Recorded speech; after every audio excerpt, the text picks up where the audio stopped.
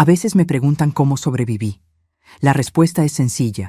Cuando ya has dormido con el mismo demonio, nada más en el mundo logra asustarte de verdad. Hola mis queridos, me llamo Neidis Herrera Silva, pero todos me conocen como Abuela Neidis.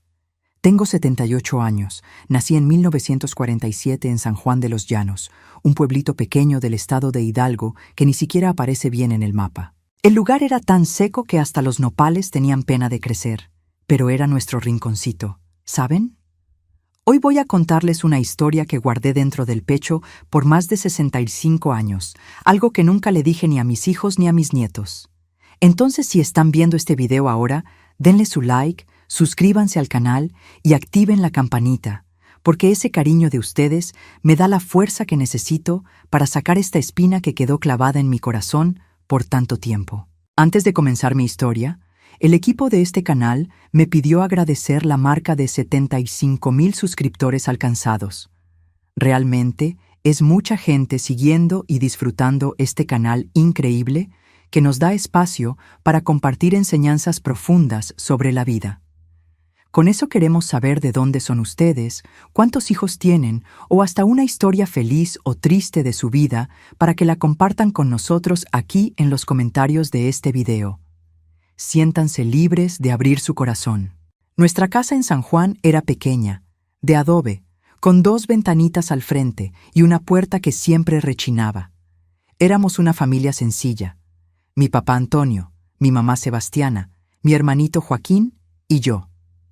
Papá trabajaba como cargador en el mercado del pueblo, cargando costales de harina, frijol, lo que fuera necesario. Mamá lavaba ropa ajena, tallando hasta que sus manos se ponían coloradas como chile. Hasta mis 9 años, la vida era difícil pero tenía cierta paz. Me acuerdo de mamá cantando mientras tendía la ropa en el patio, del olorcito a café de olla por las mañanitas, de las historias que la abuela Juanita nos contaba sobre aparecidos y ánimas cuando venía a visitarnos. La panza no siempre estaba llena, pero el corazón tenía un calorcito bueno.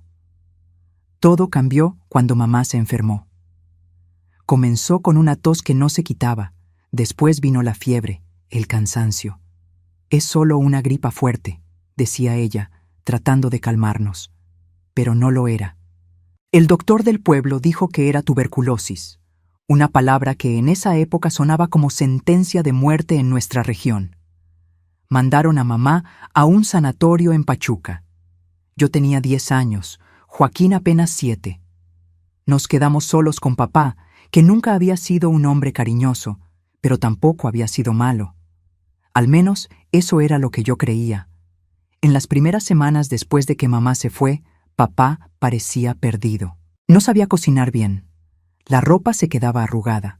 La casa se volvió un desorden. Yo, aunque pequeñita, trataba de ayudar. Aprendí a hacer frijoles, a lavar la ropa más sencilla, a cuidar a Joaquín. «Eres igualita a tu mamá, Neidis», decía papá mirándome de una manera extraña. En esa época pensé que era un halago. Hoy sé que era el comienzo de la pesadilla. Fue en una noche de tormenta que todo comenzó. Recuerdo que los truenos eran tan fuertes que las paredes de adobe temblaban. Joaquín, con miedo, vino a dormir en mi petate. Los dos compartíamos un cuartito pequeño, mientras papá dormía en el cuarto más grande donde estaba la cama que compartía con mamá.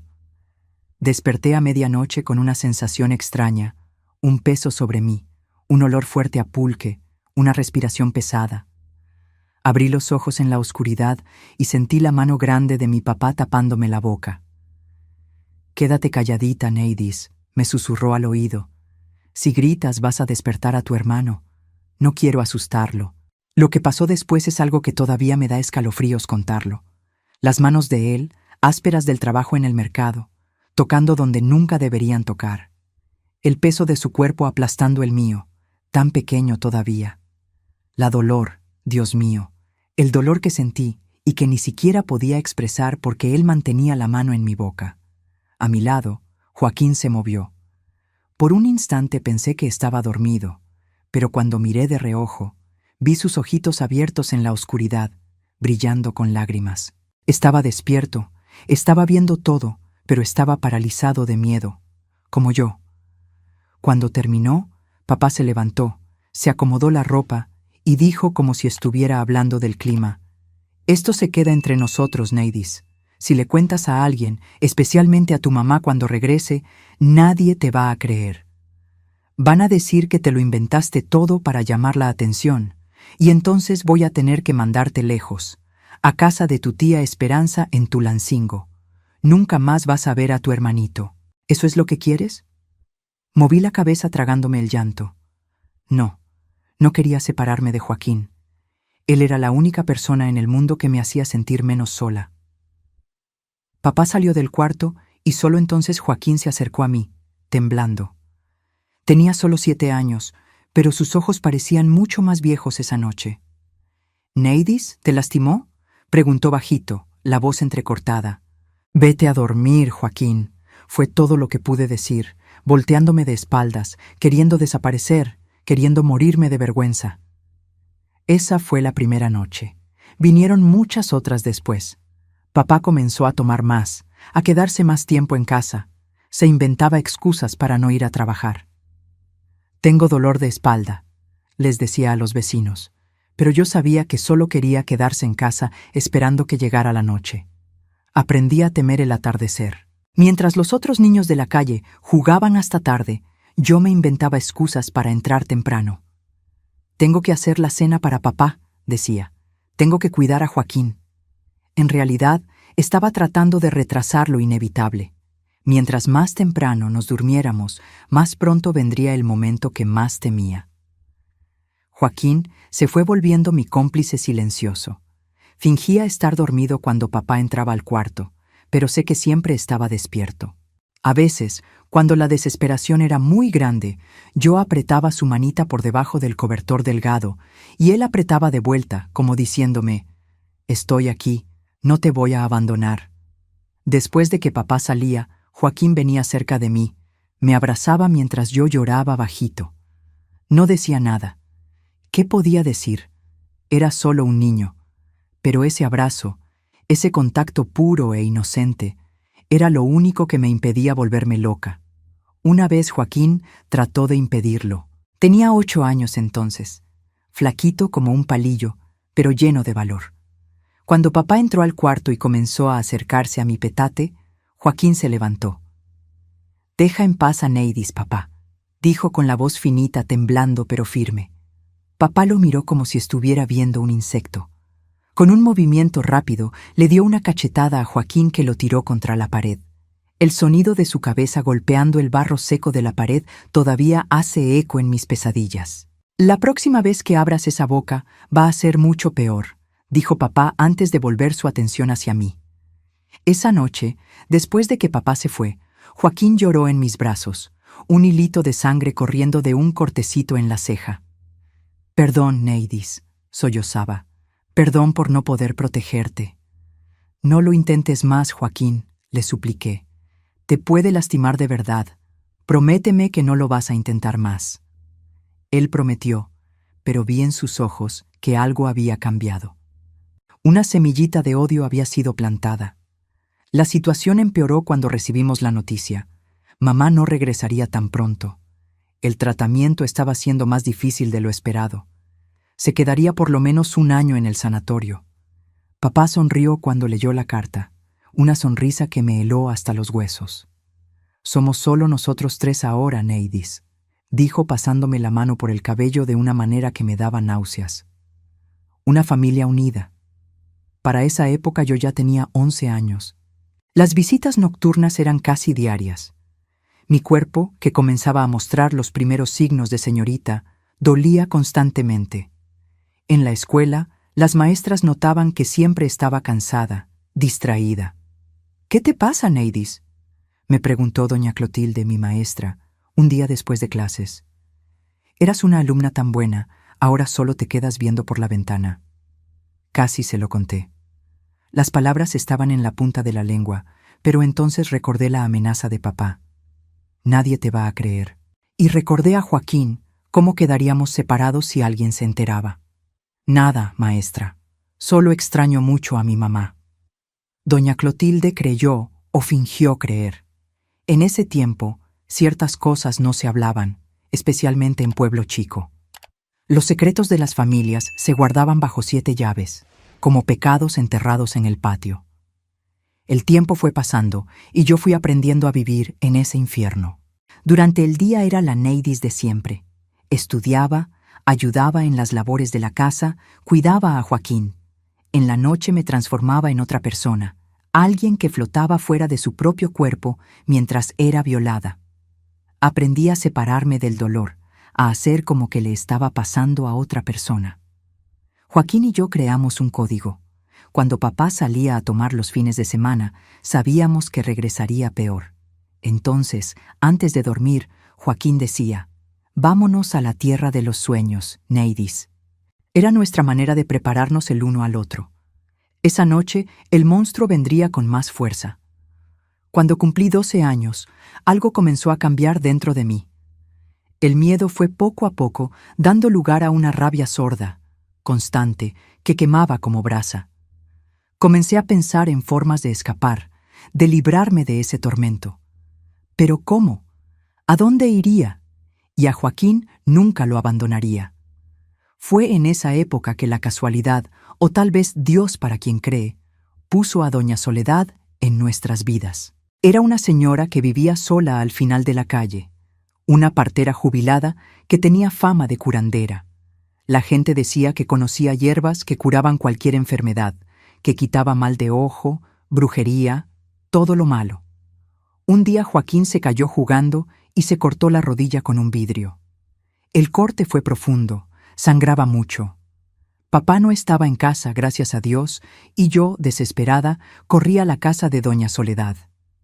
Ella nos recibió con una calma que parecía calentar el alma. Limpió la herida de Joaquín, le hizo un vendaje con hierbas que quitaron el dolor casi de inmediato, y nos dio un té dulce que sabía a canela y consuelo. Mientras cuidaba a Joaquín, doña Soledad me miraba de una manera diferente, como si pudiera ver a través de mí, a través de la ropa holgada que usaba para esconder las marcas, a través de la sonrisa falsa que había aprendido a mantener. «Muchacha», dijo después de que Joaquín se durmió en su sofá viejo, «hay algo malo pasando en tu casa, ¿verdad?» Me quedé paralizada. ¿Cómo lo sabía? ¿Sería verdad que era bruja como decía la gente? «No, doña Soledad, todo está bien», tartamudeé bajando los ojos. Ella tomó mis manos entre las suyas, manos viejas y arrugadas pero tan cálidas y seguras. «Neidis, mírame, conozco las señales. Ya he visto muchas muchachas con esa misma mirada que tienes tú, mirada de quien carga un peso demasiado grande para hombros tan pequeños». Fue como si una presa se rompiera dentro de mí. Las lágrimas vinieron gruesas, desesperadas. No pude hablar, solo llorar. Llorar como nunca me había permitido. Doña Soledad me abrazó, me dejó llorar hasta que no tuve más lágrimas. Entonces, con una voz suave pero firme, dijo: «No necesitas contarme ahora, pero sepas que hay ayuda en este mundo, hay salida. Cuando estés lista, ven a verme sola». Esas palabras plantaron una semillita de esperanza en mi corazón. Había ayuda, había salida. Tal vez, solo tal vez, la pesadilla podría tener un fin. Lo que no sabía es que el fin vendría de una forma que jamás podría imaginar, y que mi hermanito, ese que presenciaba todo en silencio, tendría un papel mucho mayor del que esperaba en nuestra liberación. Mis queridos que me ven, esta es solo la primera parte de mi historia. Es difícil hablar, los recuerdos todavía duelen, pero como dice el dicho, palabra dicha es flecha disparada. Ahora que comencé, necesito llegar hasta el final. Agradezco de corazón a cada uno que me está acompañando. Si esta historia está tocando su corazón, compártanla con alguien que crean que necesita escucharla. A veces, nuestros dolores ayudan a sanar los dolores de otros. Joaquín tenía una manera muy especial de consolarme después de las noches difíciles. Juntaba florecitas del monte, flor de Nochebuena, margaritas silvestres, y las dejaba sobre mi almohada. Nunca decía nada, solo las ponía ahí como un mensajito silencioso. «Todavía existe belleza en este mundo, Neidis». Mi hermanito cumplió 9 años en esa época. Era un niño flaquito, de ojos grandes y expresivos que parecían guardar más sabiduría de la que cualquier niño debería tener. Mientras los otros muchachos de su edad corrían por las calles de San Juan, jugando fútbol o cazando lagartijas, Joaquín prefería quedarse cerca de mí, como un guardián invisible. Casi no necesitábamos palabras. Desarrollamos un lenguaje propio hecho de miradas, gestos pequeños, señales que solo nosotros dos entendíamos. Un jaloncito de oreja significaba cuidado. 3 torciditas seguidas querían decir, está de mal humor hoy. Un silbidito corto era, todo bien, podemos relajarnos un poco. Así nos protegíamos el uno al otro como podíamos. Cuando papá llegaba con ese olor a pulque más fuerte que lo normal, Joaquín se inventaba dolor de panza, calentura, cualquier cosa para dormir en medio entre mí y la puerta, como si su cuerpecito flaco pudiera servir de barrera. No funcionaba, claro. Papá simplemente lo empujaba a un lado, a veces con tanta fuerza que Joaquín se golpeaba contra la pared. Pero mi hermano nunca se daba por vencido. A la noche siguiente, ahí estaba otra vez, tratando de ser mi escudo. ¿Por qué no gritas, Neidis?, me preguntó una vez en un susurro después de que papá había salido de nuestro cuarto. Si gritas bien fuerte, los vecinos van a oír. Y entonces me van a separar de ti, respondí agarrando su manita. No puedo dejar que eso pase, Joaquín. Somos solo nosotros dos en este mundo. Él apretó mi mano de vuelta, lágrimas silenciosas corriendo por su carita sucia. Pero te está lastimando cada día más. Era verdad. Con el tiempo, papá se ponía más violento, más exigente, como si necesitara más para satisfacer a ese demonio que vivía dentro de él. Las marcas en mi cuerpo ya no eran solo las invisibles. Tenía moretones en los brazos, en las piernas, a veces hasta en la cara. En la escuela comencé a inventar excusas. Me caí del árbol de mango del patio, decía, o me tropecé con la piedra del camino. Las maestras fingían creer, o tal vez creían de verdad. En ese tiempo, en Pueblo Chico, un ojo morado de niña pobre no causaba asombro. Era solo un detalle más del paisaje, como los perros flacos en las calles o los borrachos durmiendo en la plaza. Joaquín sufría viendo mi sufrimiento. Cada noche que presenciaba los abusos, algo moría dentro de él. El niño alegre que una vez fue, se estaba desapareciendo, dando lugar a un muchacho serio, de ojos opacos y risa rara. En la escuela, su maestra mandó una nota. Joaquín está muy callado, no juega en el recreo, no participa en las clases. ¿Pasó algo en casa? Papá leyó la nota, se rió secamente y la tiró al fuego. Maestra metiche. El muchacho es callado nomás. Salió a su papá. Que se meta en lo suyo. Pero no era solo en la escuela que Joaquín estaba cambiando. En casa comenzó a estar más observador, más atento a todo. Notaba los horarios en que papá salía y regresaba. Escuchaba las conversaciones de él con los amigos en la cantina. Ponía atención a sus costumbres, como un científico estudiando un animal peligroso. Una vez agarré a Joaquín hurgando en las cosas de papá. Estaba revisando el cajón donde guardaba la navaja de afeitar, el dinero de las semanas, documentos viejos. ¿Qué estás haciendo?, le pregunté asustada. ¿Si te agarra? Joaquín cerró el cajón rápidamente. Solo quería ver si encontraba alguna carta de mamá. Quería saber si va a regresar pronto. Creí o quise creer, pero algo en sus ojos me decía que había más. Una determinación nueva, un fuego pequeño pero constante, como brasa que se niega a apagarse. Nuestra conexión se volvió aún más fuerte en esos días. Éramos como 2 náufragos agarrados a la misma tabla, a la deriva en un mar revuelto. Todo lo que teníamos era el uno al otro. En la noche, cuando logramos quedarnos solos, nos contábamos historias el uno al otro. Historias de lugares lejanos donde nadie nos lastimaría. Joaquín tenía una imaginación increíble. Inventaba ciudades enteras con detalles tan vivos que casi se podía sentir el olor, oír los sonidos.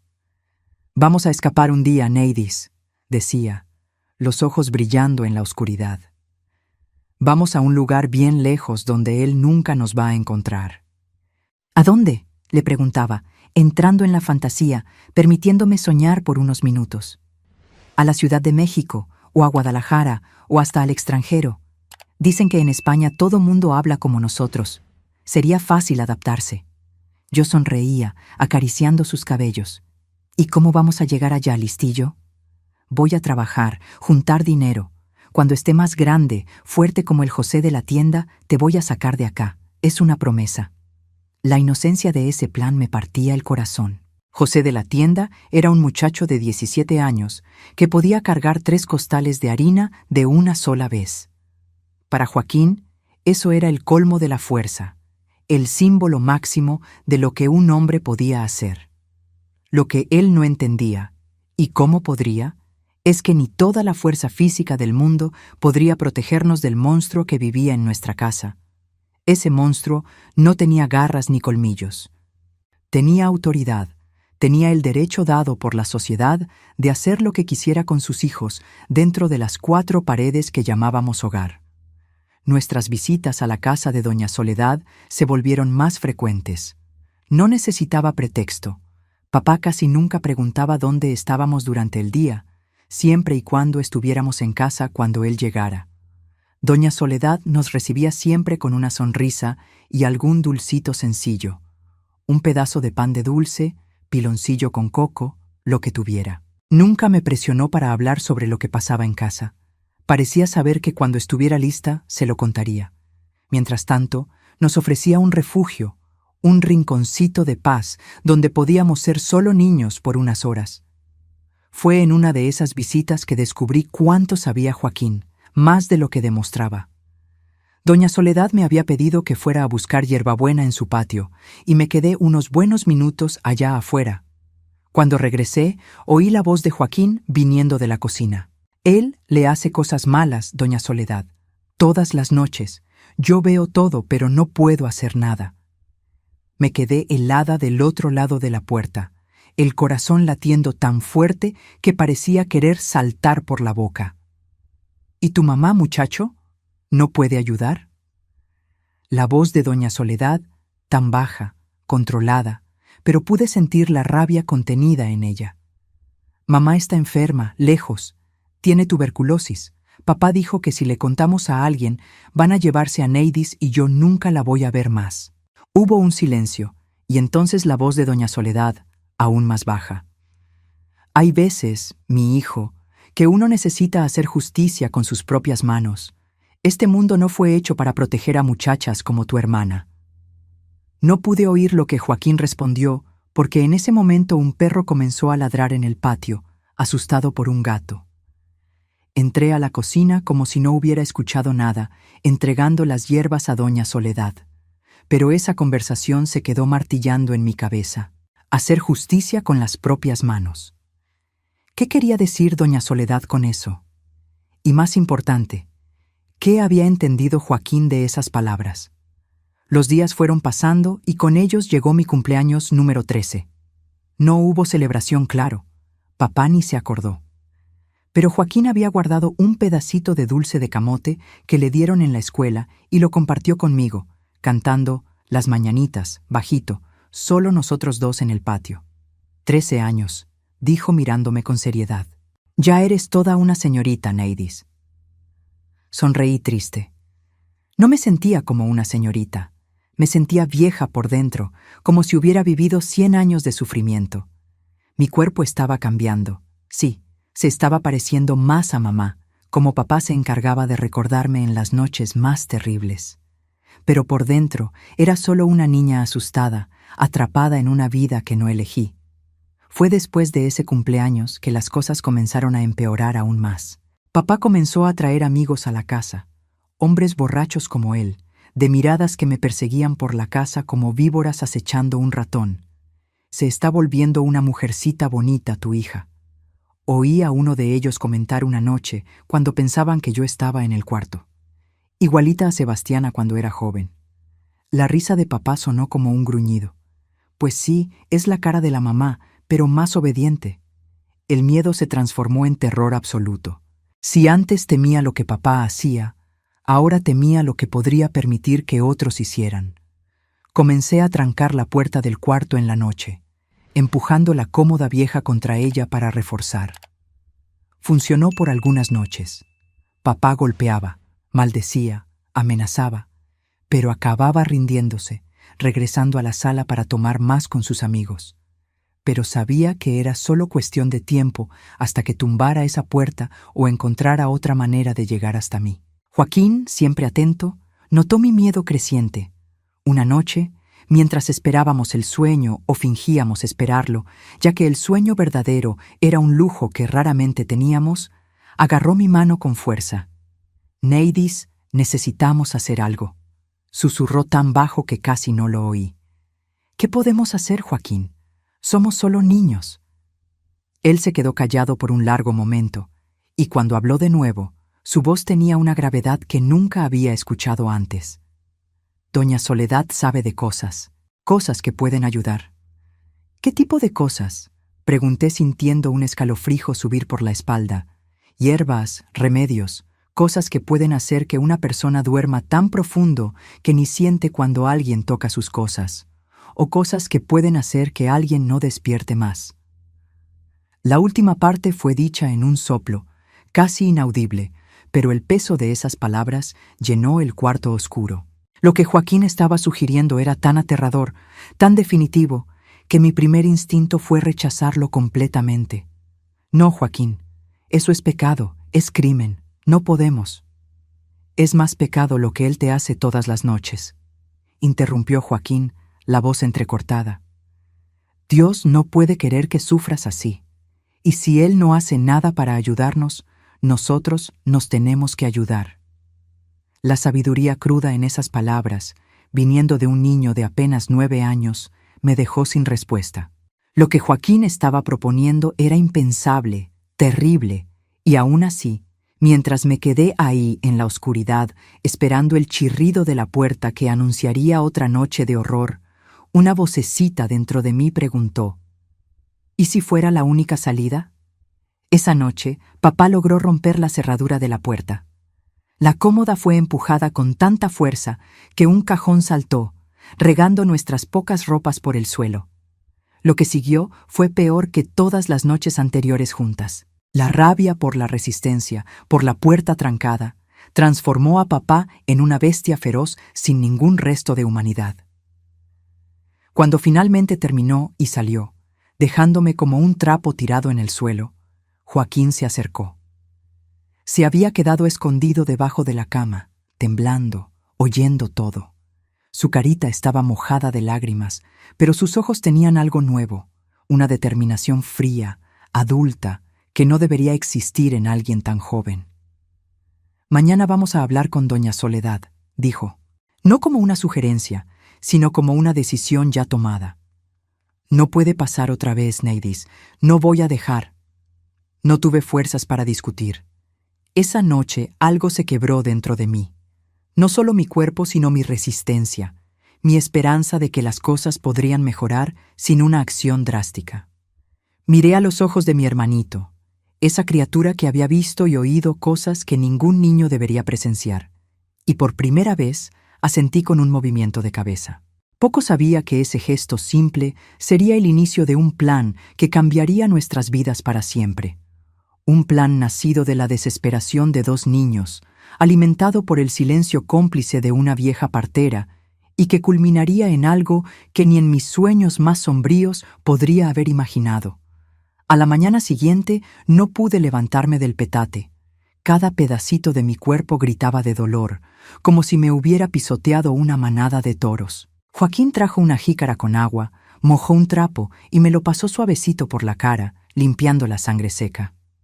«Le voy a decir a papá que estás enferma», dijo acomodando el cobertor roto sobre mí, «que no puedes ir a la escuela hoy». Ni siquiera tuvo que hacerlo. Papá salió tempranito sin ni siquiera mirar para adentro de nuestro cuarto. Tal vez tenía vergüenza de lo que había hecho, o más probable, simplemente no le importaba. Me quedé acostada todo el día, flotando entre la conciencia y un sueño agitado lleno de pesadillas. Joaquín faltó a clases para quedarse conmigo. De vez en cuando salía y regresaba con un poquito de agua, una guayaba madura que había agarrado del árbol del vecino, un pedazo de piloncillo que guardaba debajo de la cama para emergencias. Al atardecer, cuando el sol ya comenzaba a meterse, dejando esa luz anaranjada entrar por las rendijas de la ventana, logré sentarme. Mis labios estaban partidos, el ojo izquierdo casi no abría de tan hinchado. «Necesitamos ir con doña Soledad», insistió Joaquín, mirando nervioso por la ventana. «Antes de que él regrese. No puedo salir así, Joaquín. Todo mundo va a ver, va a saber. Vamos por atrás, por el camino del potrero. Nadie nos va a ver». Era un camino más largo, por detrás de las casas, atravesando un pastizal y una milpa abandonada. Sería casi imposible para mí en el estado en que estaba, pero la desesperación en los ojos de Joaquín era tan grande que no tuve valor de decir que no. Con una dificultad inmensa me vestí. Joaquín me ayudó a ponerme los guaraches de hule, los únicos que tenía. Me puse un rebozo por la cabeza, tratando de esconder lo máximo posible de la cara. Salimos por atrás como criminales huyendo de la escena del crimen. El camino fue una tortura. Cada paso era una puñalada en mis partes más íntimas, lastimadas más allá de lo que cualquier muchacha debería soportar. Varias veces tuve que parar, apoyarme en Joaquín, respirar hondo para no desmayarme. El sol ya había desaparecido completamente cuando finalmente llegamos a la parte de atrás de la casa de doña Soledad. Joaquín tocó en la puerta de la cocina, 3 toquecitos suaves como habíamos acordado. Doña Soledad abrió casi inmediatamente, como si estuviera esperando por nosotros. Cuando vio mi estado, su cara arrugada se torció en una expresión que mezclaba horror y furia. «Dios santo», murmuró, ayudándome a entrar, cerrando rápidamente la puerta detrás de nosotros. «Muchacha, ¿qué te hicieron?» «Fue él», respondió Joaquín antes de que yo pudiera decir algo. «Fue lo peor de todas esta vez. Pensé que la iba a matar».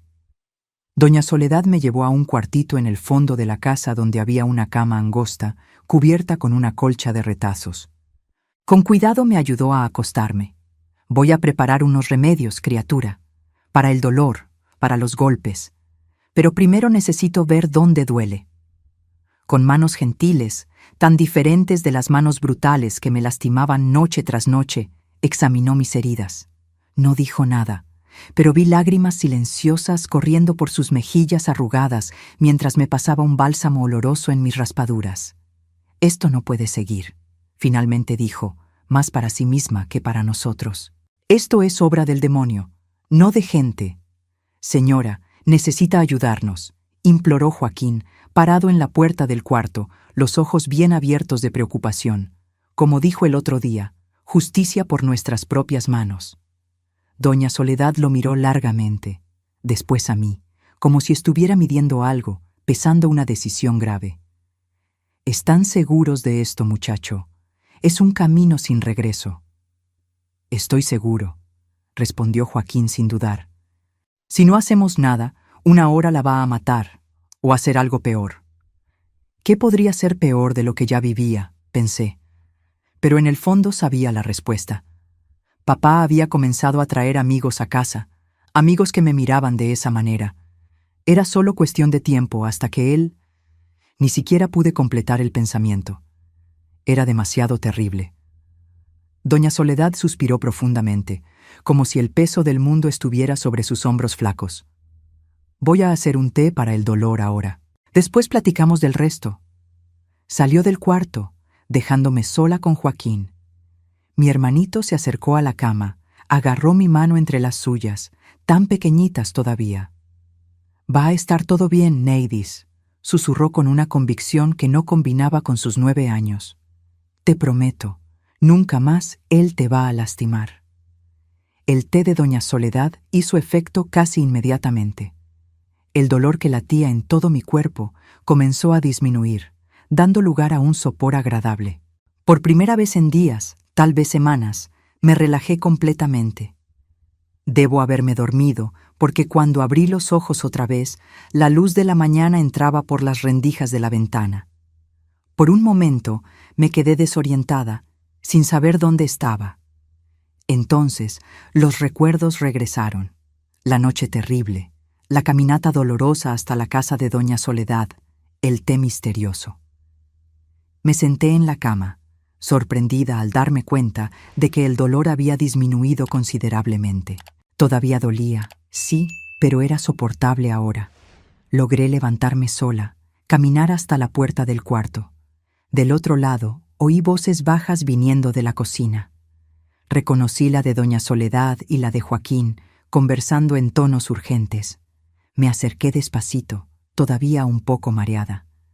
«Tiene que ser en la comida», decía doña Soledad, «o en la bebida, de preferencia en el pulque, que no va a sentir el sabor». «¿Y cuánto tiempo tarda en hacer efecto?». La voz de Joaquín, seria como la de un adulto. «Depende de cuánto tome. Si es todo de una vez, cuestión de una hora. Si es poquito a poco, puede tardar días». «¿Y no hay peligro de que se dé cuenta?». «No, si son listos. El sabor es fuerte, pero el pulque lo disimula bien. Y cuando empiece a sentir los efectos, va a pensar que es pura borrachera». Me quedé helada a la mitad del camino. ¿De qué estaban hablando? ¿Qué plan era ese? Una parte de mí sabía exactamente lo que estaba pasando, pero otra parte, tal vez la niña inocente que todavía existía en algún lugar dentro de mí, se negaba a creer. Entré a la cocina y las dos cabezas se voltearon hacia mí, expresiones culpables en las caras. «¿De qué están hablando?», pregunté, la voz todavía débil. Doña Soledad intercambió una mirada con Joaquín. Después suspiró. «Siéntate aquí, mi hija. Tenemos que platicar». Me senté a la mesa de madera gastada, las manos temblando. Joaquín vino a mi lado. Agarró mi mano como hacía siempre que sentía mi miedo. «Neidis», comenzó doña Soledad, la voz grave, «lo que tu papá te hace no es solo pecado, es crimen, crimen de los grandes. Si la policía supiera, él iría a la cárcel por muchos años». «Pero nadie nos va a creer», respondí automáticamente, repitiendo lo que había oído de papá tantas veces. «Van a decir que es mentira mía». «Tal vez. La ley no acostumbra proteger a muchachas como tú, es verdad. Pero existe otra justicia en este mundo, la justicia que uno hace cuando nadie más la va a hacer por nosotros». La miré sin entender completamente, o fingiendo no entender, porque en el fondo yo sabía por el tono de su voz, por la mirada determinada de Joaquín, por la conversación que acababa de oír. «¿Está hablando de matar a mi papá?». Las palabras salieron como un soplo, casi inaudibles, como si decirlo en voz alta pudiera hacer la idea más real, más terrible. Doña Soledad no respondió directamente. En vez de eso, agarró mis manos entre las suyas, me miró directamente a los ojos. «Lo que te voy a preguntar ahora es muy en serio, muchacha. Necesito que respondas con el corazón. Si pudieras escoger entre la vida de él y tu propia vida, ¿qué escogerías?». No pude responder de inmediato. La pregunta era simple, pero la respuesta involucraba cosas que una muchacha de 13 años no debería tener que considerar. «No es solo mi vida», finalmente dije. «Es la de Joaquín también. Si papá se entera de que tratamos de hacer algo contra él, nos va a hacer cosas mucho peores de las que ya hace». «Neidis», completó Joaquín, la voz temblorosa. «Yo sé que es pecado. La maestra en la escuela dijo que matar es el peor pecado de todos. Pero él no es un papá de verdad, es un monstruo. Y uno mata a los monstruos en los cuentos, ¿verdad?». La lógica infantil y al mismo tiempo tan adulta de Joaquín me agarró desprevenida. Era verdad. En las historias que mamá contaba antes de enfermarse, el dragón malo siempre moría al final. El gigante que amenazaba a la aldea siempre era derrotado. El bien siempre vencía al mal. Pero en la vida real, muchachas como yo sufrían en silencio y nadie venía a salvarlas. En la vida real, el monstruo no era una criatura fantástica con escamas y garras, sino un hombre común, un papá que los vecinos saludaban en la calle, que el padre bendecía en la misa de los domingos. «¿Y si no sale bien?», pregunté, la voz casi desapareciendo. «¿Y si se da cuenta?». «Va a salir bien», afirmó doña Soledad con una certeza que solo los muy viejos o los muy jóvenes poseen. Tengo 80 años, muchacha. Ya ayudé a mucha gente en esta vida. Algunas de maneras que el Padre no aprobaría, es verdad. Pero Dios juzga por el corazón, no por las apariencias. Y en mi corazón sé que estoy haciendo lo correcto. La miré a Joaquín, miré mis propias manos lastimadas. Pensé en las noches de terror, en el miedo constante, en el dolor que parecía no tener fin. Pensé en mamá, lejos en el sanatorio, sin saber lo que pasaba con sus hijos. Pensé en el futuro. ¿Habría alguno si seguíamos así? ¿Qué necesitamos hacer?, pregunté finalmente, sintiendo como si me estuviera tirando de un precipicio. El alivio en la cara de Joaquín fue inmediato, como si un peso inmenso hubiera salido de sus hombros. Doña Soledad apretó mis manos con fuerza, sus ojos brillando con una mezcla de tristeza y determinación. Primero necesitas recuperarte, ponerte fuerte otra vez. Va a tardar algunos días. Y en ese tiempo tu hermano va a regresar a casa para no levantar sospechas. No quiero dejar sola a Neidis, protestó Joaquín. Necesitas, muchacho. Si se quedan los dos desaparecidos, tu papá va a sospechar. Va a buscar, va a hacer preguntas por la vecindad. Mejor que regreses, que digas que tu hermana fue a visitar una amiga en otro pueblo, que recibió un recado de tu mamá pidiéndole que vaya. Joaquín no parecía convencido, pero acabó aceptando. Acordamos que le diría a papá que yo había ido a visitar a una prima en Tulancingo, que regresaría en algunos días. Era una mentira frágil, pero conociendo a papá no se preocuparía mucho. Tal vez hasta se sentiría aliviado de no tenerme que ver por un tiempo, después de lo que había hecho. En los 3 días que pasé en la casa de doña Soledad, recuperé no solo las fuerzas físicas, sino también un poquito de la esperanza. Por primera vez en años, dormí sin miedo. Comí sin el estómago revuelto de pavor. Respiré sin sentir que cada aliento podría ser el último. Doña Soledad me cuidó como una abuela cuida a una nieta enferma. Hizo comidas que fortalecen: caldo de pollo de rancho, atole, quelites con frijoles, y me obligó a comer todo, aunque no tuviera hambre. Me dio baños de hierbas para curar las heridas del cuerpo y conversó largamente conmigo sobre cosas que nunca había oído antes. Sobre el derecho de una mujer a su propio cuerpo. Sobre cómo lo que papá hacía era crimen en cualquier lugar del mundo. Sobre cómo yo merecía una vida sin miedo. Hay más gente como tú de lo que te imaginas, mi hija, me dijo una noche mientras me trenzaba el cabello. Mujeres, muchachas, que sufren calladas. Unas logran escapar, otras se quedan atrapadas hasta el fin de la vida o hasta que pasa una desgracia mayor. ¿Señora ya ayudó a otras como yo?, pregunté tímidamente. Se quedó en silencio por un momento, las manos parándose a la mitad de la trenza. Sí, mi hija, más de las que me gustaría, y algunas escogieron el mismo camino que tú y tu hermano están escogiendo ahora. No pregunté más. No necesitaba saber detalles. Bastaba saber que no éramos los primeros en enfrentar ese tipo de horror, ni los primeros en tomar medidas desesperadas para escapar. En la mañana del 4.º día, Joaquín apareció tempranito. Estaba más flaco, con ojeras profundas, pero había una excitación nerviosa en sus movimientos. ¿Te creyó?, pregunté mientras comíamos el atole de masa que doña Soledad había preparado. Se lo creyó. Ni hizo muchas preguntas. Solo quiso saber cuándo regresas. Intercambié una mirada con doña Soledad. La pregunta de papá no era por preocupación, lo sabíamos bien.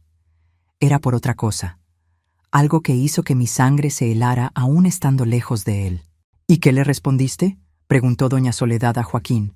Que regresa mañana, que solo fue a visitar a la prima que está enferma. Mañana. La palabra cayó como una piedra entre nosotros. Significaba que nuestro tiempo se había acabado, que el plan necesitaba ponerse en práctica ahora, o todo volvería a ser como antes, o peor. Entonces ese soy, declaró doña Soledad, levantándose de la mesa. Fue hasta un armario viejo en la esquina de la cocina, abrió un cajón de abajo y sacó un bulto de tela. Lo puso en la mesa entre nosotros. Esto aquí Es toloache mezclado con otras hierbas que solo yo conozco. No tiene sabor, no tiene olor cuando se mezcla con pulque, pero es mortal. Miré el bulto como si fuera una víbora lista para morder. Era pequeño, inofensivo en apariencia. Difícil creer que algo tan simple pudiera acabar con una vida. ¿Cuánto necesita tomar?, preguntó Joaquín, la voz firme como si estuviera preguntando sobre una receta común. Todo. Si es menos, puede solo dejarlo muy enfermo, y entonces va a ser peor para ustedes. ¿Y cómo lo hacemos? En la comida, en la bebida. Es más seguro en el pulque. Él siempre tiene una botella guardada, ¿verdad? Joaquín asintió. Tiene, debajo de su cama. Dice que es la reserva especial, solo de él. Entonces es en esa que van a poner todo, de una vez, y después solo esperar. La simplicidad del plan era aterradora. No parecía real que algo tan fácil pudiera resolver el problema que había destruido nuestra infancia. Pero al mismo tiempo, una voz dentro de mí gritaba que estaba mal, que era pecado, que habría consecuencias terribles. ¿Y si nos descubren?, pregunté, la voz casi desapareciendo. ¿La policía? ¿Los vecinos? No van a descubrir, garantizó doña Soledad. Va a parecer que tomó demasiado, que el corazón no aguantó. Pasa mucho por aquí.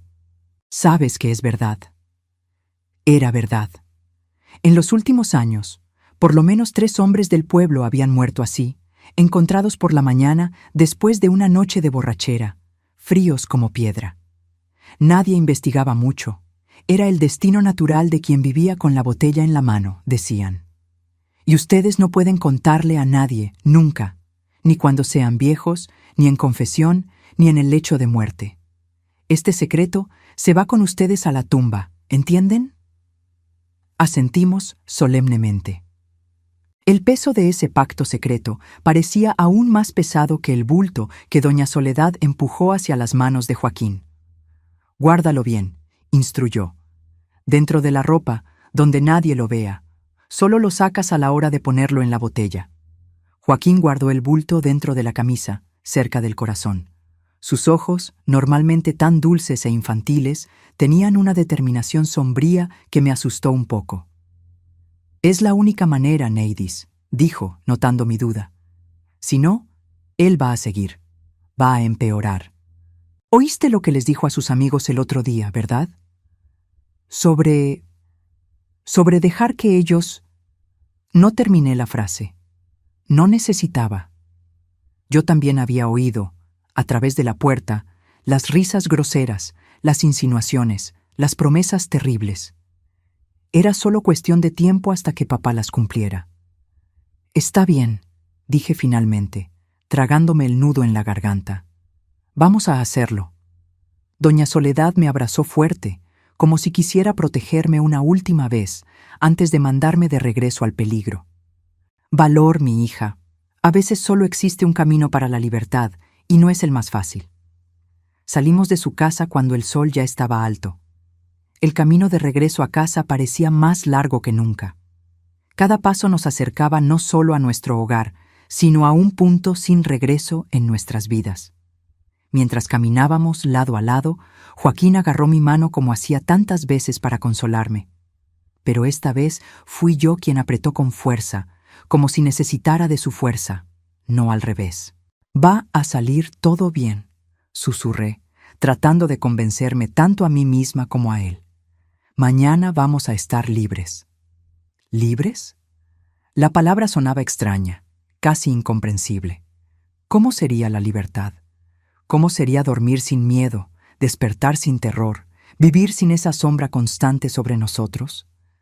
No lo sabía, pero estaba dispuesta a descubrirlo, aunque el precio fuera cargar para siempre el peso de lo que estábamos a punto de hacer.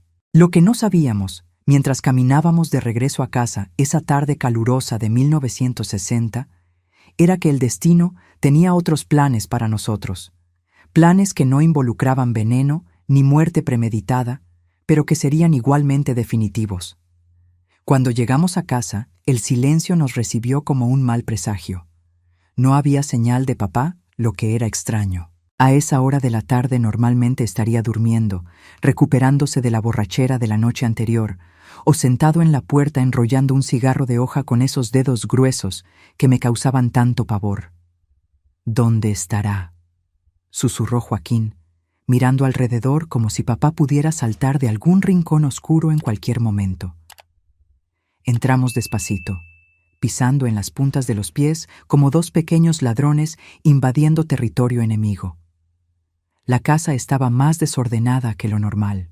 Platos sucios amontonados en el fregadero de la cocina, botellas vacías por el suelo, ropa regada. Había un olor extraño en el aire, una mezcla de sudor, pulque y algo más que no podía identificar. Fue cuando notamos la puerta del cuarto de papá entreabierta. De adentro venía un sonido ahogado, como un gemido o un ronquido. Intercambié una mirada con Joaquín, el corazón disparado en el pecho. Era nuestra oportunidad. Si papá estaba durmiendo, borracho demasiado para darse cuenta de nuestra presencia, podríamos poner el veneno en la botella sin problemas. Pero antes necesitábamos estar seguros. Con cuidado infinito, Joaquín se acercó a la puerta y espió por la rendija. Lo que vio hizo que su carita se pusiera pálida. Retrocedió rápidamente, haciéndome una seña para que me quedara callada, y me jaló hacia el patio. «Hay una mujer con él», susurró Joaquín, los ojos bien abiertos. Están en la cama». La noticia me agarró de sorpresa. Papá nunca había traído mujeres a casa desde que mamá se fue al sanatorio. Por lo menos no que yo supiera. ¿Quién sería? ¿Y qué significaba esto para nuestro plan? «¿Quién es?», pregunté bajito. «No sé. Nunca la vi. Pero están tomando. Hay una botella allá». Mi cerebro trabajaba rápidamente, tratando de adaptar nuestro plan a esta nueva situación. Si papá tenía compañía, sería más difícil poner el veneno en la bebida sin que nos vieran. Por otro lado, si estaban tomando, tal vez se quedarían inconscientes pronto y entonces tendríamos nuestra oportunidad. «Vamos a esperar», decidí. «Quedarnos aquí afuera hasta que se duerman o la mujer se vaya». Fuimos al fondo del patio, donde un viejo árbol de mango daba sombra y un escondite razonable. Desde ahí podíamos ver la casa sin ser vistos. Nos sentamos en la tierra apisonada, recargados en el tronco del árbol, y esperamos. El sol comenzó a meterse, pintando el cielo de tonos anaranjados. El hambre apretaba, pero no nos atrevíamos a entrar para buscar comida. El bulto de doña Soledad seguía escondido en la camisa de Joaquín, cerca del corazón, como un secreto sombrío que cargábamos. «¿Crees que nos vamos a ir al infierno?», preguntó Joaquín de repente, la voz tan baja que casi no la oí. La pregunta me agarró desprevenida. No había pensado en eso, o mejor dicho, había evitado pensar. En la iglesia, el padre siempre decía que quitar la vida a alguien era pecado mortal, imperdonable. Pero doña Soledad había dicho otra cosa, que Dios juzgaba por el corazón, no por las apariencias. «No sé», respondí honestamente. «Pero si vamos, por lo menos estaremos juntos». Joaquín asintió como si eso fuera consuelo suficiente. Para nosotros, el infierno no podía ser mucho peor de lo que ya vivíamos.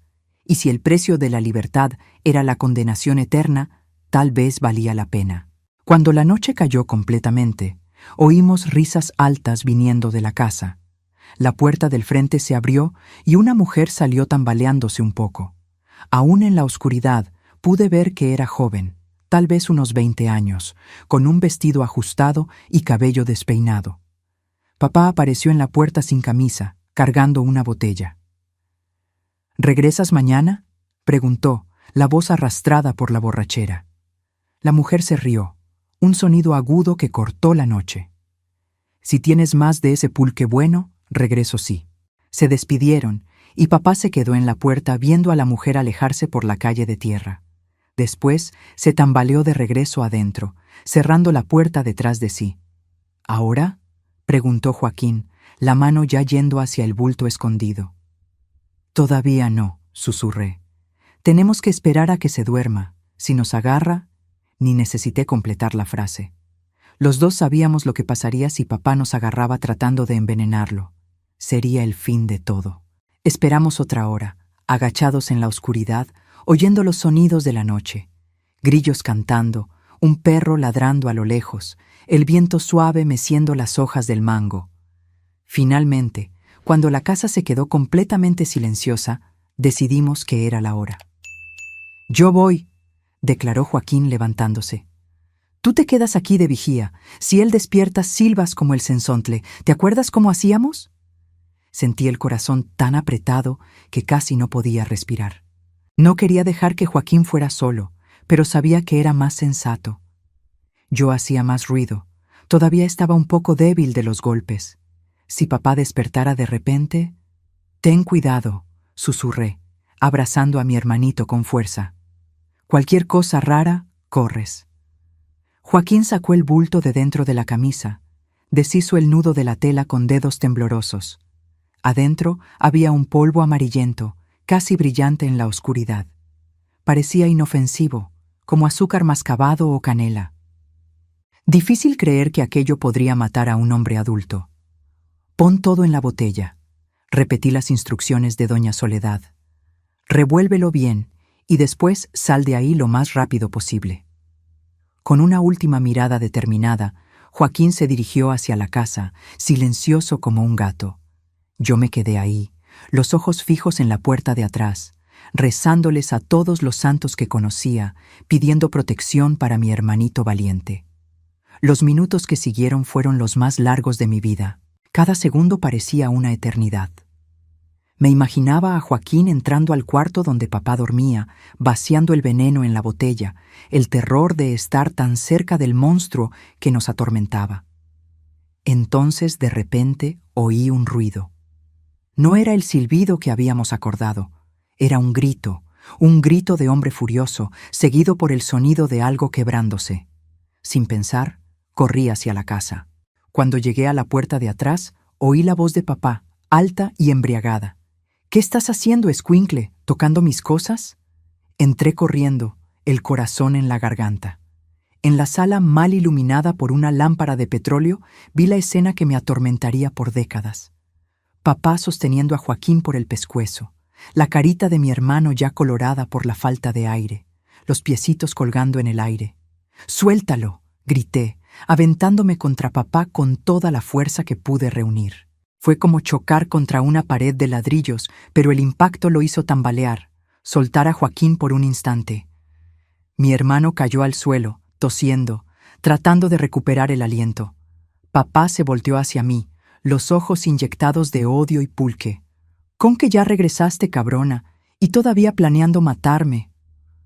Mostró el bulto de doña Soledad, ahora arrugado en su mano grande. El polvo amarillento se regaba entre sus dedos, cayendo al suelo como lluvia dorada. «No es nada de eso», traté de mentir, la voz temblorosa. Es medicina para Joaquín. Está enfermo». «Mentirosa», rugió papá, avanzando hacia mí. «¿Crees que soy pendejo? Sé bien lo que es esto. Es veneno de rata. Iban a matarme mientras dormía, desgraciados». Retrocedí hasta chocar contra la pared. No había a dónde huir. Cerré los ojos esperando el golpe que seguramente vendría. Pero en vez de eso, oí un grito de guerra, un grito infantil desesperado, pero lleno de valor. Abrí los ojos a tiempo de ver a Joaquín corriendo hacia papá, sosteniendo algo en las manos. En el último instante reconocí el objeto. El viejo machete que papá guardaba arriba del armario, el que usaba para limpiar pescados cuando todavía íbamos al río, en los tiempos en que mamá estaba en casa y todo parecía normal. «Deja en paz a mi hermana», gritó Joaquín, enterrando el machete en la pierna de papá con toda la fuerza que su cuerpecito flaco pudo reunir. El sonido que salió de la garganta de papá no era humano. Era un rugido de dolor y furia, como de un animal herido. Se volteó, olvidándose de mí, concentrando toda su rabia en Joaquín. «Te voy a matar, escuincle», gruñó, arrancándose el machete de su propia pierna, sangre corriendo, manchando el suelo de tierra apisonada. «Te voy a acabar ahora mismo». Lo que pasó después fue como una pesadilla en cámara lenta. Papá se lanzó hacia Joaquín, que estaba paralizado de miedo. Yo me aventé entre ellos, tratando de proteger a mi hermano. Hubo un empujón, un desequilibrio, y entonces, el machete. No sé exactamente cómo pasó, si papá tropezó con su propia sangre, si Joaquín trató de defenderse, si yo empujé en el momento correcto.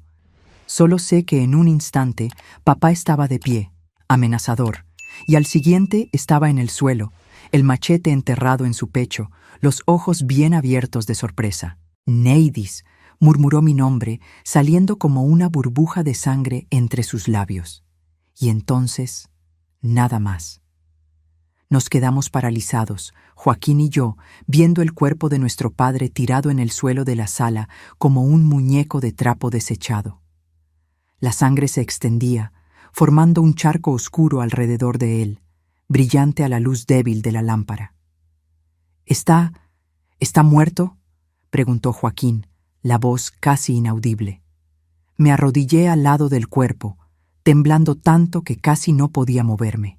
Puse la mano en su pescuezo, buscando pulso como había visto hacer a doña Soledad una vez cuando el viejo Sebastián se desmayó en el mercado. Nada. Solo la piel todavía tibia pero ya empezando a enfriarse y la completa ausencia de movimiento. Sí, respondí, alejándome como si el cuerpo pudiera atacarme en cualquier momento. Está muerto. La realidad de la situación cayó sobre nosotros como una tormenta. Habíamos planeado matar a nuestro padre, sí, pero con veneno, mientras dormía. Una muerte que parecería natural, que no levantaría sospechas. Ahora teníamos un cuerpo ensangrentado en medio de la sala, un machete, evidencias claras de pelea. «¿Qué hacemos?», preguntó Joaquín, mirándome con esos ojos enormes, llenos de miedo y confianza al mismo tiempo. En ese momento tuve que crecer. Ya no había tiempo para ser niña, para tener miedo, para dudar. Éramos solo nosotros dos ahora y necesitábamos actuar rápido. Necesitamos limpiar todo, decidí, el cerebro trabajando frenéticamente. Y después tenemos que hacer que parezca un accidente, o que alguien se metió a la casa. Pasamos las horas siguientes en un trance de terror y eficiencia. Limpiamos la sangre del suelo lo mejor que pudimos. Volteamos la casa de cabeza para abajo como si hubiera habido un asalto.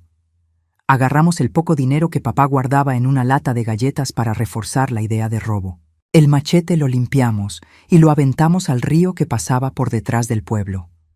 La ropa manchada de sangre la quemamos en el patio, en una pequeña fogata que hicimos con ramas secas. Cuando el sol comenzó a salir, miramos alrededor. La casa parecía haber sido saqueada. El cuerpo de papá estaba tirado en el suelo de la sala, la botella de pulque quebrada a su lado, como si se hubiera caído de su mano. La historia que creamos fue simple. Habíamos dormido en el cuarto de atrás. Oímos ruidos y cuando despertamos encontramos a papá así. Alguien debía haberse metido a la casa durante la noche, buscando dinero o cosas para robar. Ahora lloramos, le instruí a Joaquín, sosteniendo sus manitas temblorosas. Llora bien fuerte para que la vecina doña Josefa oiga y venga a ver qué pasó. No fue difícil llorar. Las lágrimas vinieron naturalmente, no de tristeza por la muerte de papá, sino de miedo, de alivio, de culpa, de 1000 emociones mezcladas que no podíamos nombrar. Lloramos abrazados, nuestros sollozos haciendo eco en la casa silenciosa mientras el sol salía en el horizonte, marcando el primer día del resto de nuestras vidas. Doña Josefa apareció poco después, atraída por los gritos.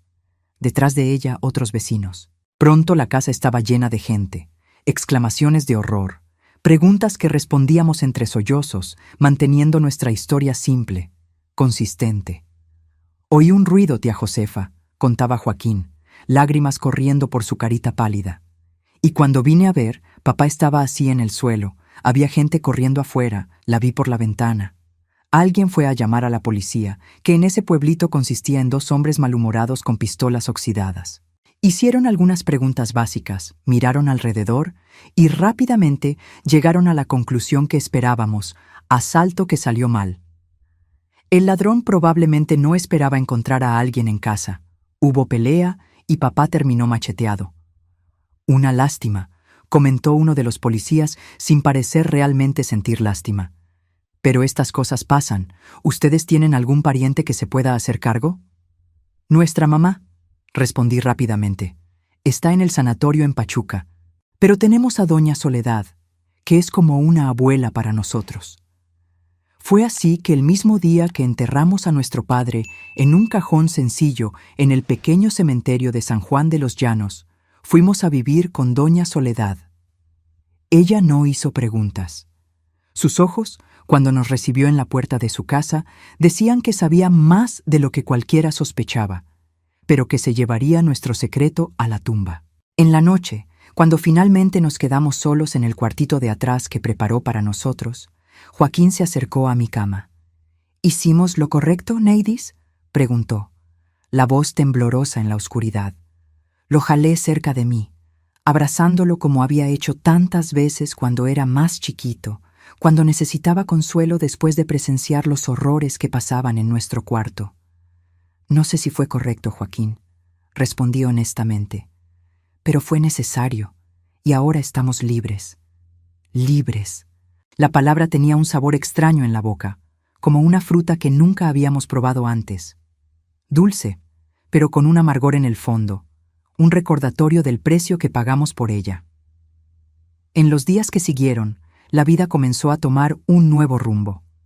Doña Soledad escribió al sanatorio informando sobre la muerte de papá y preguntando si mamá podía regresar para cuidarnos. La respuesta llegó 2 semanas después. Mamá estaba mejor, pero todavía no completamente curada. Necesitaría quedarse algunos meses más, tal vez 1 año. Se quedan conmigo hasta entonces, declaró doña Soledad como si fuera la cosa más natural del mundo. Esta casa es muy grande para una vieja sola. Y así comenzó nuestra nueva vida. Doña Soledad nos enseñó sobre hierbas, sobre curas antiguas, sobre los secretos que se pasaban de generación en generación. Regresamos a la escuela, y poco a poco las miradas de lástima de los otros alumnos fueron disminuyendo. La historia del asalto que mató a nuestro padre se fue diluyendo en las conversaciones del pueblo, reemplazada por nuevos acontecimientos, nuevos dramas. Joaquín volvió a sonreír, a jugar como un niño normal. Yo comencé a dormir sin pesadillas, a despertar sin ese peso aplastante en el pecho. La herida dentro de nosotros no había cicatrizado, nunca cicatrizaría completamente, pero ya no sangraba tanto.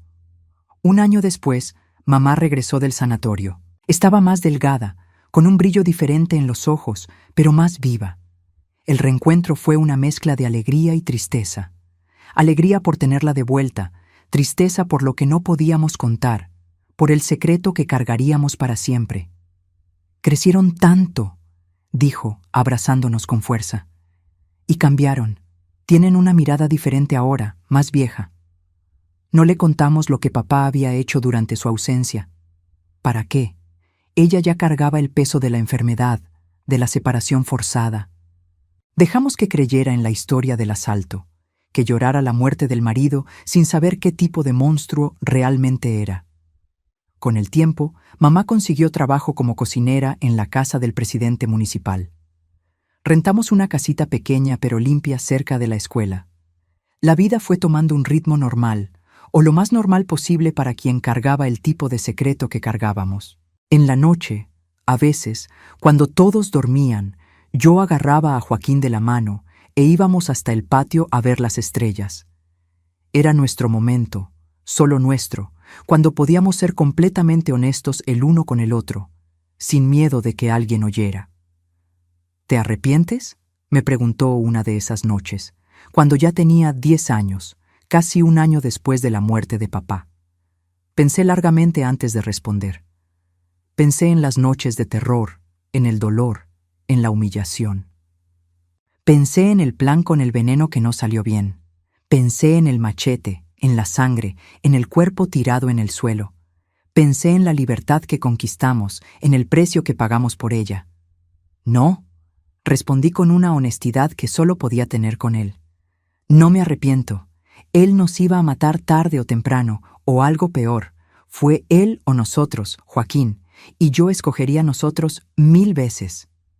Mi hermanito asintió como si fuera exactamente la respuesta que esperaba. Nos quedamos ahí en silencio, viendo las estrellas, dos niños que tuvieron que crecer demasiado rápido, que tuvieron que tomar decisiones que ningún niño debería tener que tomar.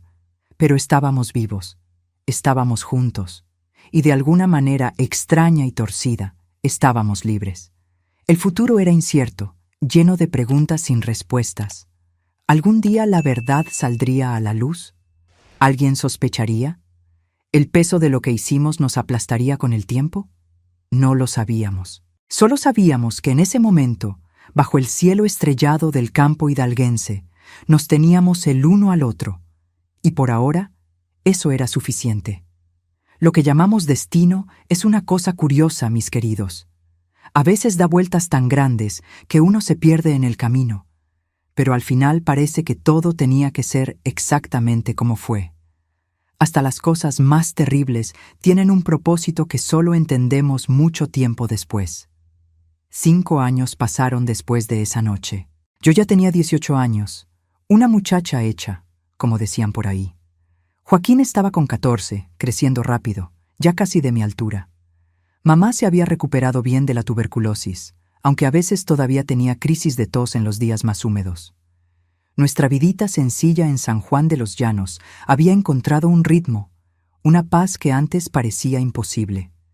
Ya nadie hablaba de la muerte de papá. El asalto que salió mal se volvió apenas una historia triste, más entre tantas de ese pueblito. Nuestro secreto permanecía enterrado profundo, conocido solo por mí, Joaquín y doña Soledad, que siguió siendo nuestra confidente y protectora aún después de que regresamos a vivir con mamá.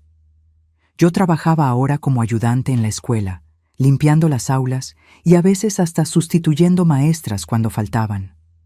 No ganaba mucho, pero junto con el sueldo de mamá en la casa del presidente municipal, alcanzaba para mantenernos. Joaquín había conseguido trabajo en las tardes entregando encargos para la tienda del señor Juca. Fue en una de esas entregas que el destino tocó a nuestra puerta de una manera que nadie podría prever. Joaquín llegó a casa esa tarde con un brillo diferente en los ojos, un nerviosismo que no era típico de él. «¿Qué pasó?», pregunté mientras lavaba la ropa en el lavadero del patio. «Parece que viste al diablo». «Peor que el diablo, Neidis», respondió, sentándose en el escalón, la voz baja para que mamá adentro de la casa no oyera. «Entregué un paquete hoy en la casa de un hombre que llegó al pueblo. ¿Sabes quién es?» «¿Cómo voy a saber? Ni conozco al tipo». «Es un investigador de la capital. Vino a resolver unos casos viejos que la policía de aquí nunca resolvió». Sentí la sangre helarse en las venas. ¿Un investigador? ¿Después de tanto tiempo? ¿Pero por qué? ¿Quién tendría interés en desenterrar historias viejas en un pueblito olvidado como el nuestro? «¿Y qué casos son esos?», pregunté, tratando de mantener la voz firme, las manos siguiendo tallando el jabón en la ropa como si nada hubiera pasado. No sé bien, él no habló mucho, pero lo oí preguntarle al señor Juca sobre muertes extrañas en los últimos años, incluyendo la de papá. El jabón se me resbaló de las manos, cayendo en el agua con un ruidito ahogado. Por un instante fue como si el tiempo hubiera regresado. El miedo, ese viejo compañero que yo creía haber dejado atrás, me subió por la espalda como una víbora venenosa. «Debe ser rutina», traté de decir, más para calmarme que por realmente creer. Esos hombres de la capital siempre quieren demostrar que sirven cuando vienen al interior. A ver si ni sabe bien lo que está buscando. Pero la expresión de Joaquín me decía que él no estaba convencido, y en el fondo yo tampoco estaba. Esa noche no pude dormir. Daba vueltas en la cama, el pensamiento fijo en ese investigador desconocido. ¿Y si descubría algo? ¿Y si alguien de la vecindad había visto algo esa noche, algo que nunca contó hasta ahora? ¿Y si sus sospechas lo llevaban hasta nosotros? A la mañana siguiente decidí que necesitaba ver por mí misma quién era ese hombre. Me arreglé con cuidado, me puse el vestido azul claro que mamá había cosido para los domingos, me amarré el cabello con una cinta y fui a la tienda del señor Juca con la excusa de comprar harina. La tienda estaba llena como siempre en las mañanas, mujeres comprando para la comida, hombres discutiendo la cosecha, niños tratando de convencer a las madres de comprar un dulce. El señor Juca estaba detrás del mostrador, pesando frijoles en una báscula antigua. «Buenos días, señor Juca», saludé, tratando de parecer casual. «Vine por 1 kilo de harina para mamá». «Buenos días, Neidis», respondió sonriendo. Todos en el pueblo me seguían llamando así, aunque ya fuera adulta. «¿Tu mamá está mejor de la tos?» «Sí, gracias a Dios. El jarabe de doña Soledad ayudó bastante».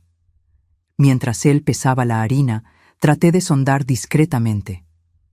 «Joaquín me contó que hay gente nueva en el pueblo, un hombre de la capital». El señor Juca levantó los ojos, interesado en mi interés. «Sí hay, delegado Augusto, allá de Pachuca, vino a resolver unos casos viejos. Parece hombre serio, de pocas palabras». «¿Qué tipo de casos?», pregunté, fingiendo una curiosidad casual. «Ah, esas muertes mal explicadas que pasaron por aquí. Dice él que hay un patrón, que puede ser obra de la misma persona, pero yo creo que es solo falta de qué hacer. El interior es así. Muerte es muerte. No todo necesita explicación complicada». Mi corazón se aceleró. ¿Patrón? ¿La misma persona? Eso significaba que la muerte de papá no era el único caso que investigaba. ¿Eso era bueno o malo? No sabía decir. «¿Y dónde se está quedando?», pregunté, tratando de no parecer ansiosa. «En la pensión de doña Clotilde, ahí en la plaza. Pero si yo fuera tú, me mantendría lejos. Muchacha bonita como tú no necesita meterse con ese tipo de gente. Esos hombres de la capital se creen que pueden todo solo porque usan una placa». Pagué la harina y salí, la mente a mil. La pensión de doña Clotilde quedaba del otro lado de la plaza, a pocos minutos de ahí. Antes de que pudiera pensar mejor, mis pies ya me llevaban en esa dirección. La pensión era una casa de 2 pisos, antigua, de paredes amarillentas por el tiempo, con un corredor donde siempre había unas 3 o 4 mecedoras. Doña Clotilde, una señora gorda y platicadora, estaba en la puerta barriendo la banqueta. «Buenos días, doña Clotilde», saludé, tratando de parecer casual. «Ah, Neidis, buenos días, mi hija. ¿Estás animada hoy, eh? Es que tenemos visita importante en el pueblo, un delegado de Pachuca. Imagínese, un hombre tan importante hospedado en su pensión». «Es cierto. ¿Y qué lo trae por estas tierras?» «Dicen que es para investigar unas muertes viejas, incluyendo la de su papá, que Dios lo tenga. Una pena, aquello de morir de esa manera, asaltado en su propia casa». El estómago me dio una vuelta completa. Entonces era verdad. Él estaba investigando la muerte de papá. Tuve que sostenerme de la pared para no mostrar el temblor que se apoderó de mi cuerpo. «Es una pena», logré decir. «¿Y ya descubrió algo?» «Ah, eso no sé. Él es muy reservado, ¿sabes? Sale temprano, regresa tarde, pero estoy segura de que va a agarrar a quien le hizo eso a su papá. La justicia tarda, pero no falla, como dicen». En ese momento, la puerta de la pensión se abrió y un hombre salió.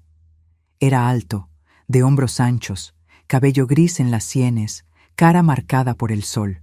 Usaba pantalones bien planchados y una camisa blanca de manga larga a pesar del calor. Sus ojos, de un café profundo, se fijaron en mí con una intensidad que me heló. «Ah, delegado Augusto», exclamó doña Clotilde toda animada. «Déjeme presentarle.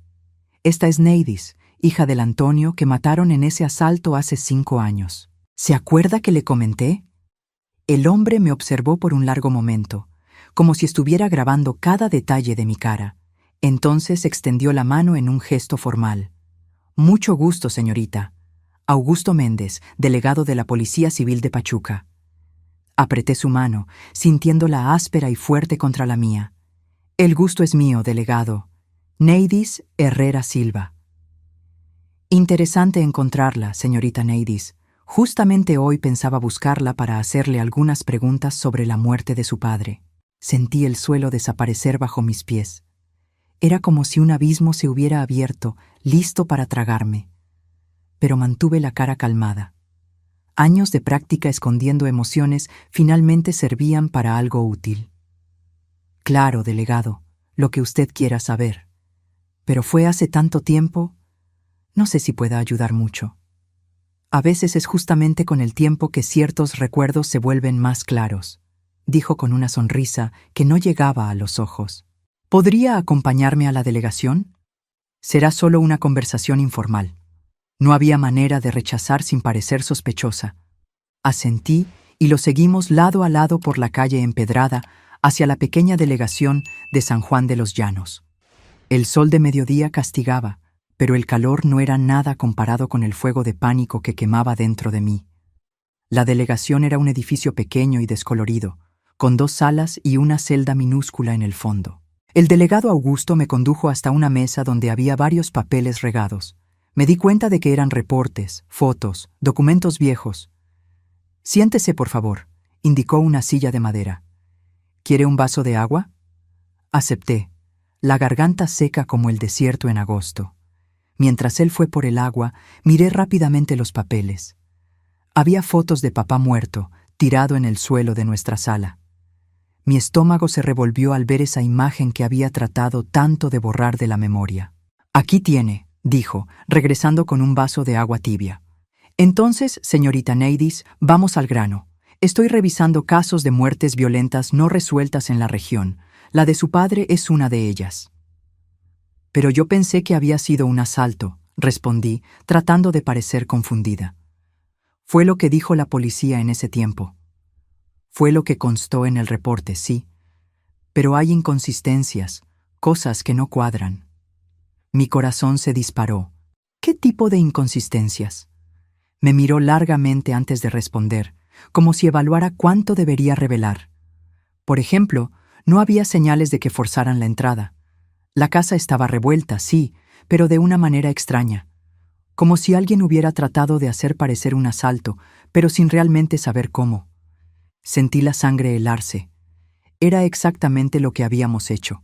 2 niños asustados tratando de crear una escena que nunca habían visto en la vida real, solo en historias. «Y hay más», continuó, hojeando los papeles. «Su padre tenía enemigos. ¿Alguien que pudiera querer hacerle daño?» «No que yo sepa», respondí, la boca seca a pesar del agua. Él era reservado, se mantenía en lo suyo, trabajaba, regresaba a casa. A veces tomaba un poco... ¿Un poco? El delegado alzó una ceja. Por los relatos que junté, su padre era conocido por tomar bastante. Y cuando tomaba se ponía violento. No respondí. ¿Qué podía decir? ¿Que sí, papá se volvía un monstruo cuando tomaba? ¿Que había pasado años violándome mientras mamá estaba lejos? ¿Que Joaquín era el testigo silencioso de ese horror? «Señorita Neidis», continuó, la voz más suave ahora, «encontré en el archivo médico del centro de salud registros de varias visitas suyas. Caídas, golpes inexplicables, hasta un posible descoyuntamiento de hombro cuando usted tenía 12 años. Curiosamente, esas visitas pararon completamente después de la muerte de su padre. El suelo parecía estar abriéndose bajo mis pies. ¿Cómo había conseguido esos archivos? ¿Cómo había hecho la conexión? Todo lo que habíamos escondido por tanto tiempo, todas las mentiras cuidadosamente construidas, se estaban desmoronando como un castillo de arena.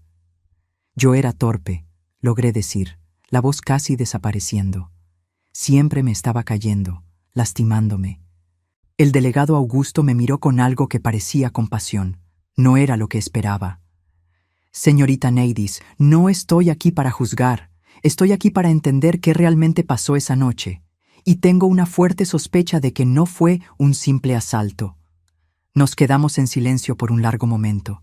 El ventilador viejo en el techo giraba perezosamente, esparciendo el aire caliente por la sala pequeña. Afuera, la vida continuaba. Voces de vendedores ambulantes, el ruido de una carreta pasando, gallinas cacareando en algún patio cercano. «¿Por qué importa ahora?», finalmente pregunté. «Pasaron 5 años. Sea lo que sea que pasó, ya pasó». «Importa porque la verdad siempre importa», respondió simplemente. «Y porque hay otros casos parecidos en la región. Hombres encontrados muertos en circunstancias sospechosas. hombres que casualmente tenían fama de ser violentos con sus familias. Mi corazón se paró por un instante. Otros casos. ¿Qué estaba insinuando? ¿Qué quiere decir? Estoy diciendo que puede haber un patrón, alguien que está haciendo justicia con sus propias manos, alguien que está eliminando hombres que abusan de sus familias. Doña Soledad. Sus palabras hicieron eco en mi mente. Ya ayudé a mucha gente en esta vida, algunas de maneras que el padre no aprobaría. ¿Sería posible? ¿Sería doña Soledad esa persona que el delegado buscaba? Eso parece cosa de película, delegado, traté de desconversar. Aquí es San Juan de los Llanos, no es la Ciudad de México, no tenemos asesinos misteriosos por estos rumbos. Tal vez no sea tan misterioso, respondió, fijando sus ojos en los míos. Tal vez sea alguien que conocemos bien, alguien que tuvo motivos muy fuertes para hacer lo que hizo. El sudor me corrió por la espalda, pero no era del calor. Era miedo puro, cristalino. Él sabía. De alguna manera, él sabía. Voy a ser directo con usted, señorita Neidis, dijo, inclinándose sobre la mesa. Creo que su padre abusaba de usted. Creo que esa noche algo salió mal. Tal vez él descubrió algún plan. Tal vez fue más violento que lo normal. Y creo que usted y su hermano se defendieron. Fue legítima defensa, no fue un asalto. Las palabras se me quedaron atoradas en la garganta. 5 años de mentiras, de secretos, de mirar para atrás. 5 años cargando un peso que ninguna muchacha debería cargar. Y ahora este hombre, este extraño, venía y ponía todo en palabras tan simples, tan directas. Si digo que sí, logré murmurar. ¿Qué pasa después? ¿Nos van a arrestar? ¿Mi hermano? ¿Mi mamá? ¿Su mamá sabía?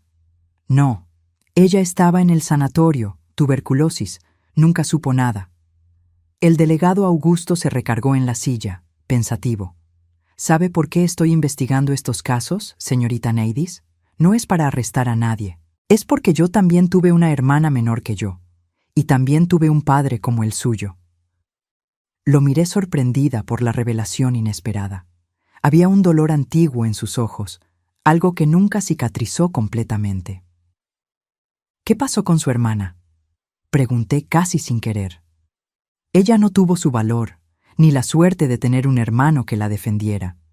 Se ahorcó a los 15 años. Dejó una carta explicando por qué, pero mi mamá la quemó antes de que alguien pudiera leerla.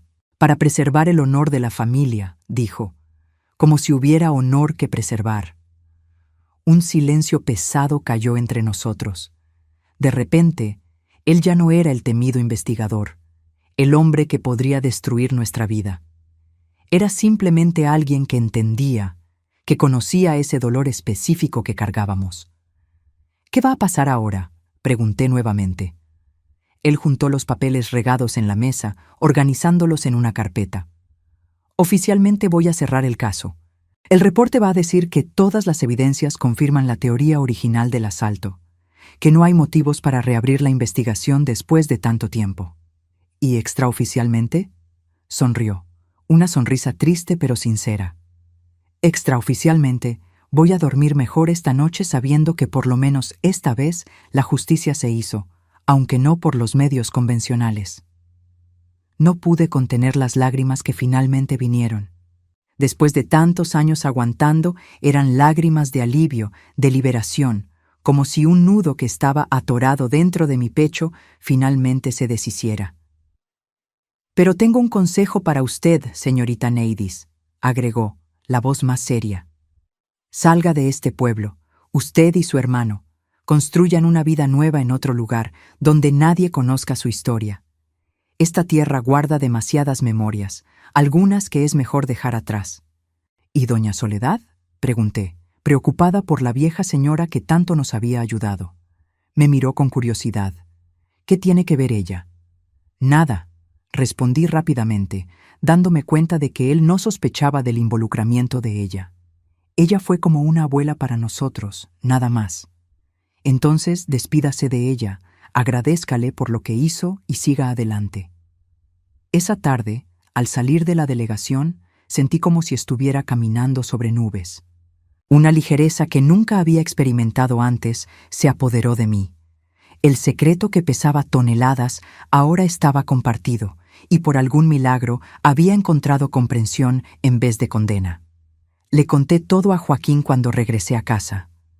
Al principio se aterró, seguro de que nos arrestarían, pero cuando le expliqué la conversación completa, la historia del delegado, su promesa de cerrar el caso, mi hermano lloró como no lloraba desde niño. ¿Se acabó, Neidis?, preguntó secándose las lágrimas. ¿De verdad se acabó? Creo que sí, Joaquín, pero el delegado tiene razón.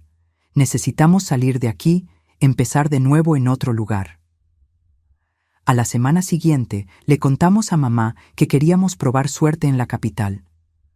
Pachuca no era una ciudad grande como la Ciudad de México o Guadalajara, pero para nosotros, criados en el interior, parecía un mundo de posibilidades. Mamá se puso triste, pero entendió. Siempre supe que no se quedarían en San Juan para siempre, dijo, preparando un morral con nuestras pocas ropas. Voy a extrañarlos tanto, pero entiendo que necesitan seguir su destino. Solo prométanme que van a escribir y visitar cuando puedan. Prometimos, sabiendo que cumpliríamos. Mamá no tenía culpa de nada y merecía tener a sus hijos cerca, aunque no fuera físicamente.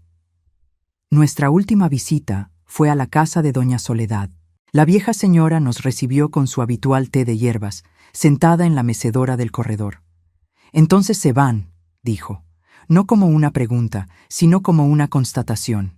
«Ya es hora», respondió Joaquín, sorprendido. Ella sonrió, esa sonrisa misteriosa que siempre tenía.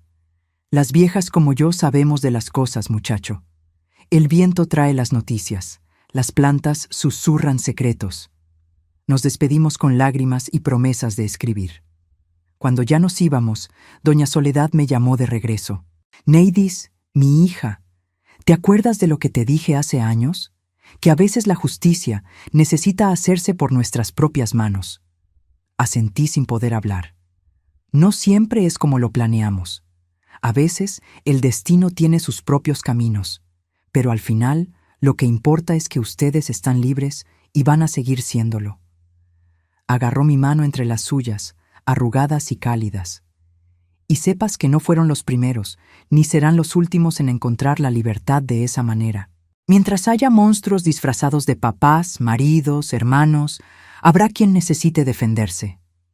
La miré a los ojos, entendiendo finalmente el alcance de lo que decía. Doña Soledad no había sido solo nuestra confidente, nuestra cómplice. Era una guardiana silenciosa de muchas otras muchachas como yo, mujeres atrapadas en situaciones imposibles, sin salida por la ley o por la sociedad. «Ahora vete», dijo finalmente, soltando mi mano. «Construye una vida bonita, sé feliz.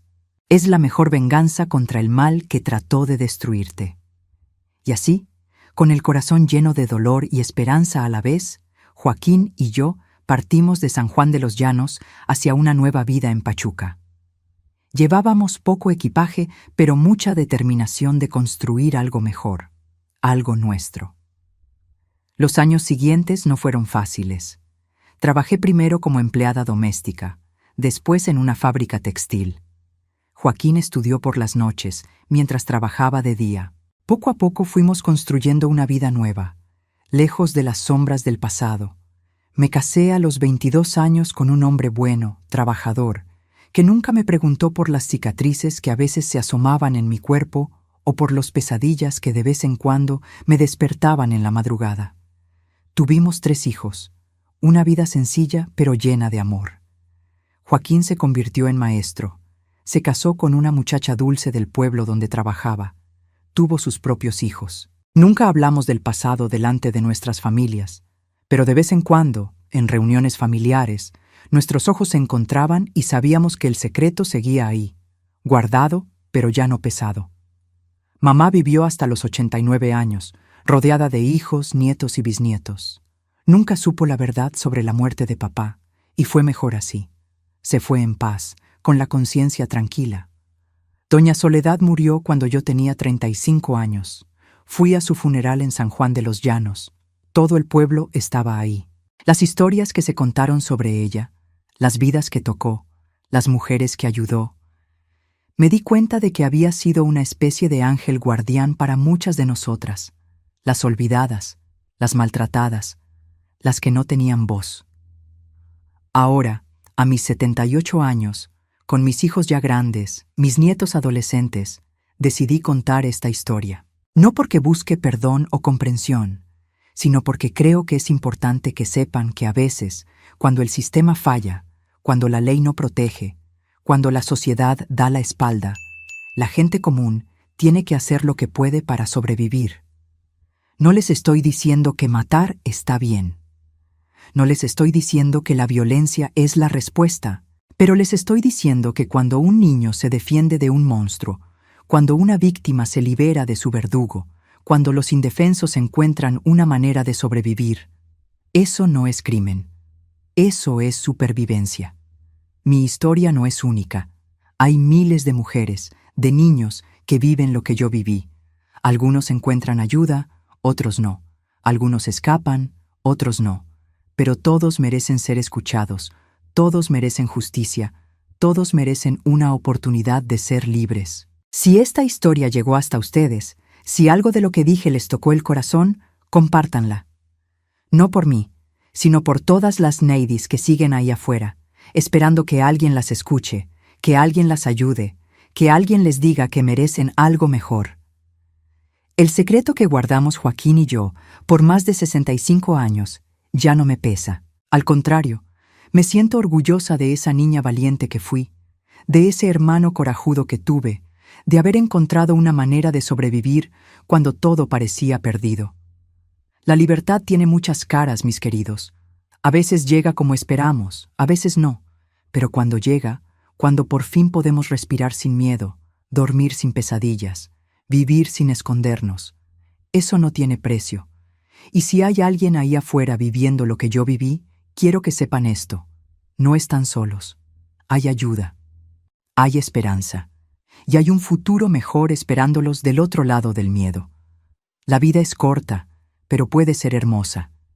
Incluso después de la tormenta más terrible, el sol puede volver a brillar. Gracias por escucharme. Gracias por permitirme descargar este peso después de tantos años. Y recuerden, la verdad, aunque duela, siempre nos hace libres. Que Dios los bendiga, mis queridos, y que nunca tengan que pasar por lo que pasamos nosotros. Pero si pasa, sepan que siempre hay una salida, siempre hay esperanza, y siempre habrá gente dispuesta a ayudar, aunque sea en silencio, aunque sea en secreto, aunque sea de maneras que el mundo no entiende. La justicia, la verdadera justicia, no siempre viene de los juzgados. A veces viene del corazón de gente común que decide que ya basta, que no más, que merecemos algo mejor. Y eso, mis queridos, eso nunca será crimen. Eso siempre será supervivencia. Eso siempre será amor.